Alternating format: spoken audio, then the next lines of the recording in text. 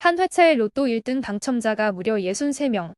역대 최다 기록이 터졌던 지난 1128회차 결과를 보고 다들 어떤 생각하셨습니까? 이게 확률적으로 말이 되나? 당연히 조작이지. 아마 열의 아홉은 이 생각부터 하셨을 겁니다. 안녕하세요. 세상의 모든 의혹을 팩트로 해체해드리는 유튜버 먼데먼데입니다. 오늘은 인사말 길게 안 하겠습니다. 바로 본론으로 들어가죠. 사실 이런 논란 처음이 아니거든요. 2023년 3월에 있었던 1057회차 기억하십니까?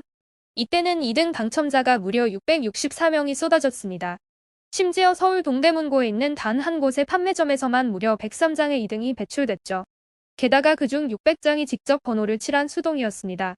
이때부터 이른바 미판매 번호 스캐닝 AI 시스템을 이용한 내부 조작설이라는 어마어마한 의혹이 국가적인 스캔들로 번지기 시작했습니다. 저희 채널 스타일 아시죠?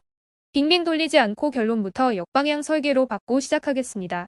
기재부 복권위원회, 동행복권, 그리고 한국정보통신기술협회와 서울대학교 통계연구소까지 동원된 전면적인 시스템 검증 결과 조작은 기술적으로, 물리적으로, 그리고 통계적으로 원천 불가능하다는 결론이 났습니다. 하지만 여러분, 이 팩트 폭격을 듣고도 납득이 안 되시죠? 그래서 저희가 이 두꺼운 기술 리포트를 모조리 해체해서 도대체 왜 불가능한지 아주 쉽게 씹어 먹여드리겠습니다. 온라인 커뮤니티를 가장 뜨겁게 달구는 루머의 핵심, 바로 마의 35분입니다. 토요일 밤 8시에 발매가 딱 마감되고 실제 추천 방송을 하는 8시 35분 사이에 그 공백 말이죠. 네티즌들 사이에서는 이걸 두고 슈레딩거의 로또라는 밈까지 돌고 있는 상황입니다. 방송 전까지 1등 번호는 양자역학적 중첩 상태로 존재하다가 내부 AI가 가장 당첨자가 적은 번호를 계산해내는 순간 그 번호로 확정된다는 썰 한 번쯤 들어보셨죠? 이 35분 괴담이 이렇게 확산된 데에는 현실적인 배경이 있습니다. 2017년 미국에서 실제로 터졌던 한우토 조작 사건 때문입니다. 당시 보안 책임자였던 에디 팁턴이 난수 발생기 소프트웨어에 악성 코드를 심어서 당첨 번호를 조작했다가 징역 25년을 받았거든요. 이 명백한 해외의 실화 팩트가 국내로 넘어오면서 우리나라 동행복권 내부에도 저런 개발자가 있을 것이다라는 내부 조작설로 강력하게 진화한 겁니다. 어디까지나 네티즌들의 추측이지만 스토리가 너무 매혹적이잖아요. 그럼 지금부터 그 상상력을 팩트로 부숴보겠습니다. 첫 번째 기술적 방어벽, 망 단절입니다. 밤 8시 정각이 되는 순간 전국의 발매 단말기와 메인 시스템 간의 네트워크는 방어벽에 의해 물리적으로 완전히 강제 차단됩니다. 쉽게 말해 선을 뽑아버린다는 뜻입니다. 설령 천재 해커가 AI로 미판매 번호를 알아낸다고 쳐도 그걸 실물 종이 복권으로 뽑아낼 단말기 접속 경로 자체가 아예 증발해버리는 겁니다. 그럼 망을 차단해 놓고 35분 동안 대체 뭘 하느냐? 커뮤니티에서는 요즘 같은 5G 시대에 백업하는데 35분이나 걸리냐? 직원들이 엑셀로 수작업하냐고 비아냥거리지만 현실은 다릅니다. 이 시간은 로또 시스템이 오중 데이터베이스 성호 검증을 수행하는 가장 긴박한 보안 골든타임입니다. 메인 DB, 백업 파일, 복권이 감사 DB 등 독립된 5곳의 판매 데이터를 동시 분산 저장하고 해시값을 대조하는 거죠. 만약 내부자가 몰래 들어와서 특정 DB 하나의 당첨 기록을 끼워 넣었다. 파이썬이나 데이터베이스 다뤄보신 분들은 아실 겁니다. 남은 4개의 DB와 단 1바이트라도 데이터 값이 달라지는 순간 즉각적으로 무결성 훼손 경보가 미친 듯이 울리게 됩니다. 완전히 망이 분리된 5개 시스템을 0.001초의 오차도 없이 동시에 위변조한다. 현대 보안 아키텍처에서는 SF 영화에서나 가능한 이야기입니다. 100번 양보해서 서버 DB 변조에 성공했다고 칩시다. 가장 치명적인 세 번째 방어벽이 남아 있습니다. 바로 복권 용지에 찍힌 바코드와 42자리 인증 코드입니다. 이건 단순한 일련 번호가 아니라 발매 시간, 단말기 정보, 번호 등을 조합해 만든 블록체인 원리의 암호화된 해시값입니다. 시스템 내부에서는 이걸 역추적하거나 복호화하는 게 아예 불가능하도록 설계되어 있습니다. 그래서 DB를 당첨으로 조작해 놓고 위조 티켓을 만들어서 농협에 돈을 찾으러 간다. 단말기에 바코드를 찍는 순간 위조 티켓의 원본 해시값과 변조된 DB의 해시값이 충돌합니다. 그 자리에서 당첨금 지급은 거절되고 보안팀의 침해 시도가 뜹니다. 따가 서버와 DB 접근 기록을 전수조사한 결과 이런 비정상적인 권한 우회 정황은 단 한 건도 없었다고 공식 발표했습니다. 네트워크 조작은 팩트상 불가능입니다. 소프트웨어 조작설이 막히니까 등장한 게 바로 물리적 조작설입니다. 추첨기 공 안에 자성을 발라놓고 전자적으로 원하는 번호를 끌어올린다는 주장이죠.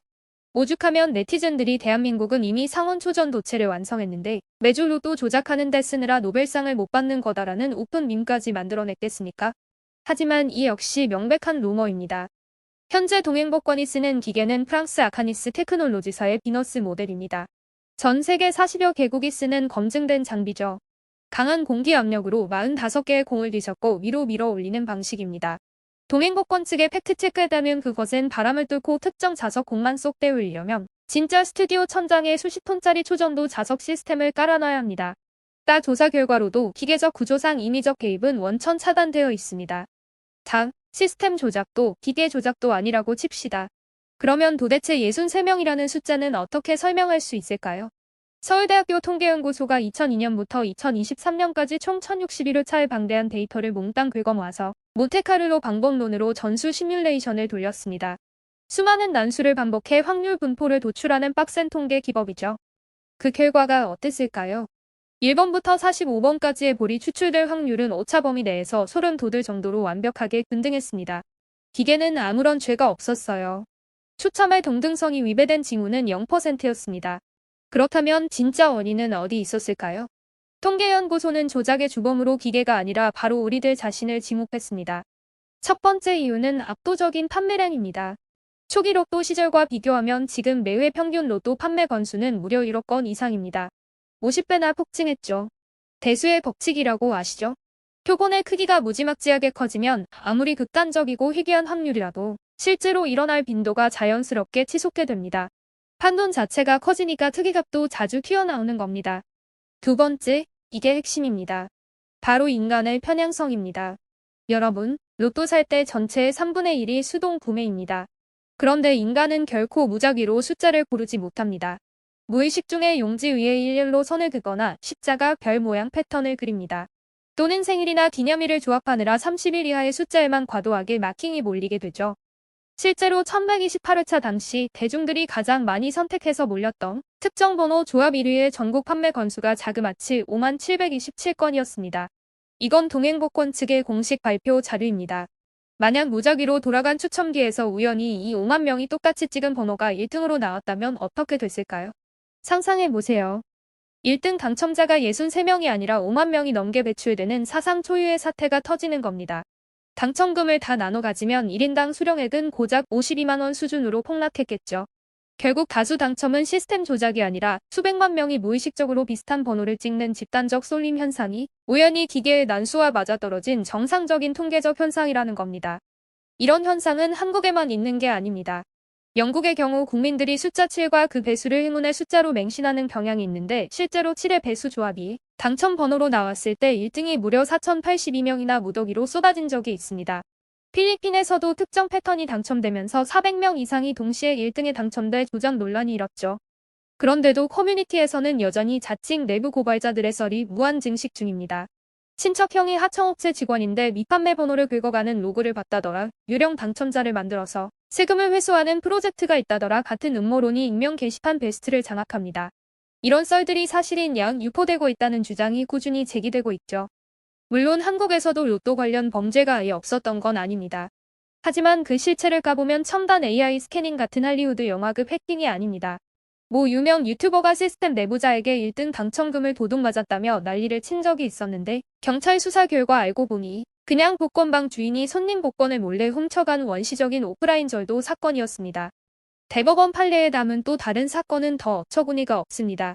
자기가 용한 모속인이라면서 신통력으로 로또 1등에 당첨되게 해주겠다며 피해자에게 국가 명목으로 2억 4천만 원을 뜯어낸 사기 사건이었습니다.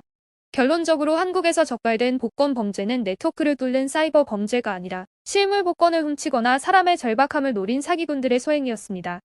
그렇다면 팩트가 다 밝혀졌는데도 왜 사람들은 이 조작설을 놓지 못할까요? 우리는 이 현상을 공급망 나비 효과처럼 우리 삶의 맥락에서 들여다볼 필요가 있습니다. 고금리, 미친 듯이 오르는 물가와 기름값 내 집 마련은커녕 월급만으로는 버티기 힘든 경제적 팍팍함. 이 숨막히는 현실 속에서 로또는 서민들이 붙잡을 수 있는 마지막 희망의 동아줄입니다. 그런데 그 희망마저 매주 배신당하잖아요.